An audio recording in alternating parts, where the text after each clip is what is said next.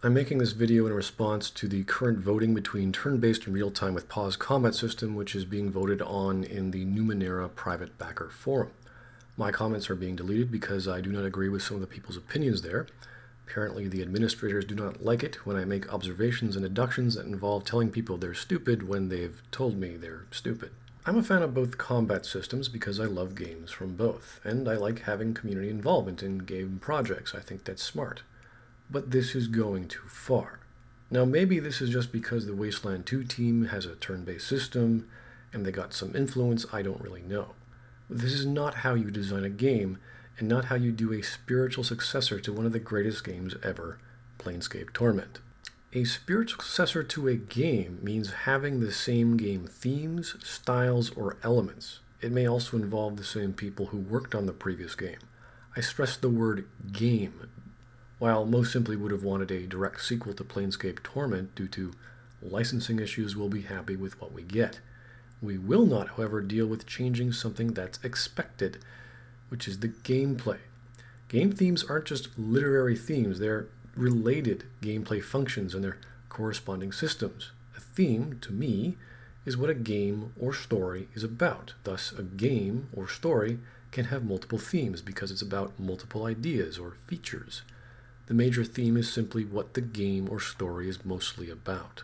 Thus, the spiritual successor to a game is its gameplay.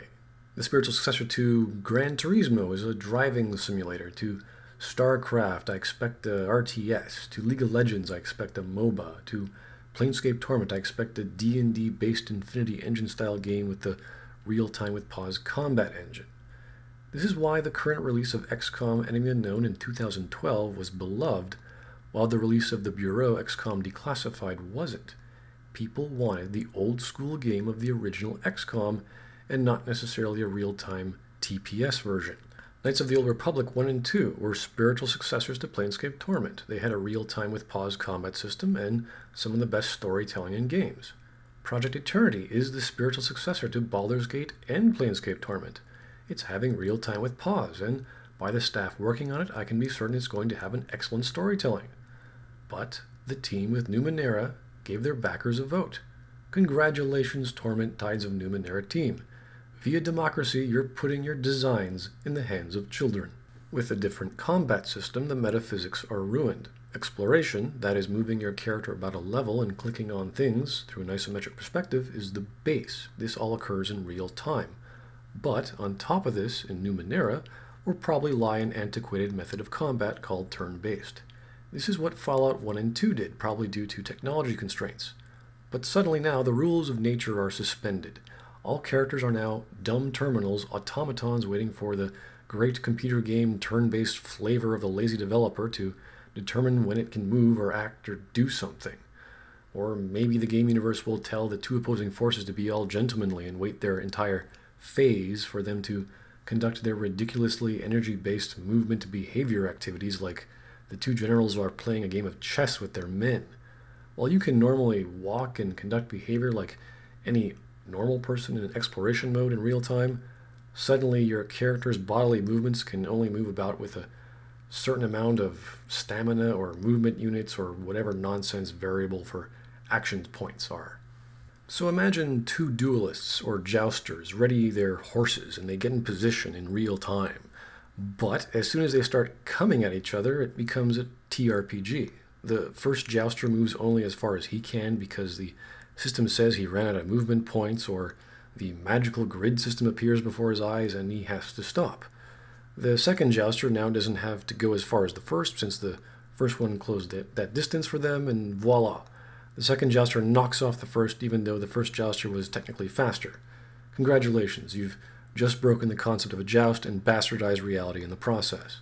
Now, sometimes having two systems with metaphysics can make sense. You can, for example, have another metaphysical reality instead of sitting on top of, but outside of that defined reality. For example, in the Persona series, specifically 3 and 4, there is the Dark Hour or Midnight Channel, where for 1 hour the evil bad guys come out and everyone's mysteriously hidden in coffins of some sort. I think in Persona 4 you actually enter a subconscious TV-like dimension by stepping through a TV. You can play with the rules of these two fantastical worlds just fine, and because Persona 4 is an actual sequel, this sort of makes sense. This can all be explained with the narrative. However, it still suffers from the problem of using a real-time exploration system in the supernatural world, which still breaks metaphysics. Even though it fails, at least the narrative is trying to explain this other interactive reality. This isn't Fallout or Fallout 2 or Fallout Tactics or Final Fantasy Tactics or Tactics Ogre or Planescape Torment Tactics or Dysgia, or it's just not chess or Wasteland 2. I didn't put my money into Wasteland 2 because I just don't want to play that game. Seems Wasteland is getting an actual sequel, which originally was a turn-based combat system, and now it's using something similar to Fallout's. Okay, great. Good for them. More power to them. An upgraded version of its 1987 design. I wish them well. Wasteland was turn-based. Wasteland 2 is an upgraded version of turn-based. Okay. But Tales of Numenera is the spiritual successor to Planescape Torment. I want to play Planescape Torment's sequel. It's spiritual successor, whatever. But it's real-time combat, not turn-based. I expect the game to play the same as that. That's what the spiritual successor to a game is. It's gameplay. You do not leave these questions of game design up to a vote to people who are not game designers. Now let's just imagine if Planescape Torment was turn-based. Imagine how the high-energy Curst Battle music would fit. Well, it kind of wouldn't. Mark Morgan would have to compose things differently. The tone would change. Or imagine how engaging the idle animations of your character standing like a doll are in some combat stance would be like. Well, they get bulldozed by the entire team just because they had initiative or the enemy phase was first.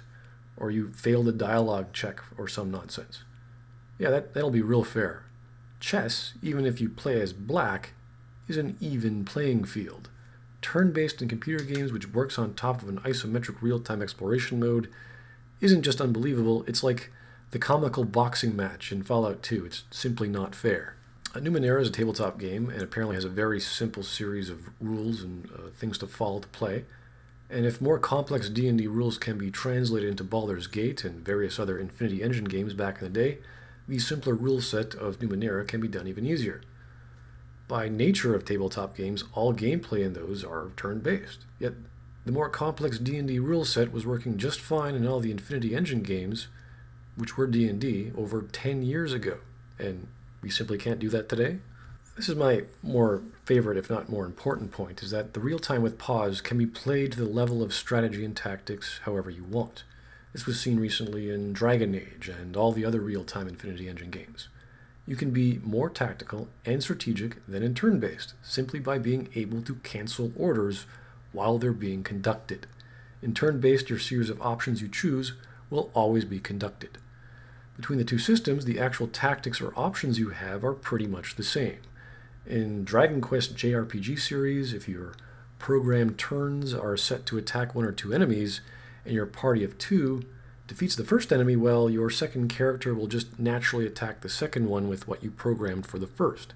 This sounds like effective AI, unless of course you ordered your second character to attack the first ice enemy with a fire spell of some sort, and now it's attacking the second enemy with a fire spell, but that enemy is a fire creature and you just might end up healing it, however that system works. Or better yet, your second character casts a spell of fire on nothing because it's too stupid when its target is lost.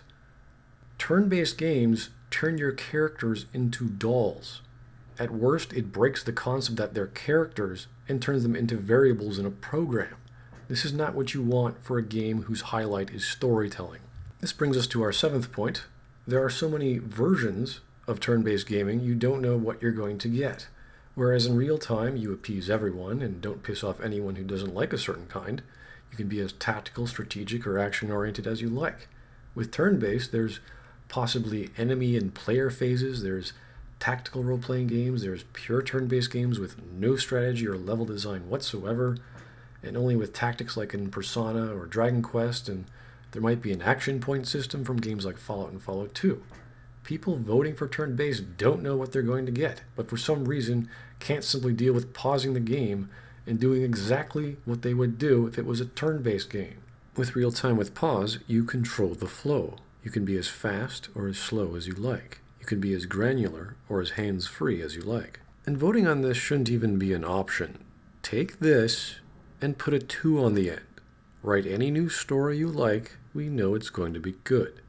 But don't ask us for our opinions on changing something that already works, when most of the gamers don't know a damn thing about game design, let alone building a game engine. But we do know what we don't want. We don't want a Dragon Quest or a Pokemon or any Japanese role-playing game. We don't want a tactical role-playing game. Torment was never a TRPG. If we wanted one, we'd have put money into Wasteland. In this project, we don't want that. We want a spiritual successor to Planescape Torment. Just take the systems from there and improve them. That's all you have to do. Now, this last point is more of an exercise. Just look at the list of spiritual successors on TV Tropes and tell me where there are huge differences in the combat systems between the original and the successor. Is there one out there that did a different combat system? I mean, there must be. I just don't know, and I'm kind of curious just how well received those kinds of games were. I know there were a lot of problems with the XCOM series for its large changes over the years. Had I known the Numenera team were going to do this, I would not have put any money into this. With Project Eternity, I don't need to go to their forums and give my opinions. They're geniuses. They're going to make gold. They're in control. I want them to be in control. I don't want them to have my or anyone else's input on what game system to use. I threw as much money as I reasonably could at that project.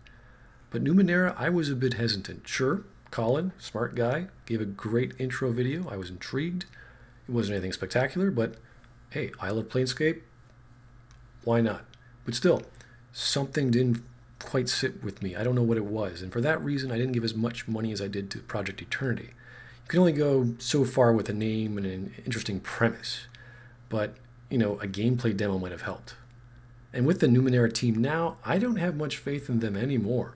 I don't know what they're doing, but if they want to resort to a democratic vote, which is essentially mob rule or the loudest voice, not the most intelligent one, to tell them that, you know, this core gameplay engine should be, yeah, there's a bit of a problem with how they're doing things.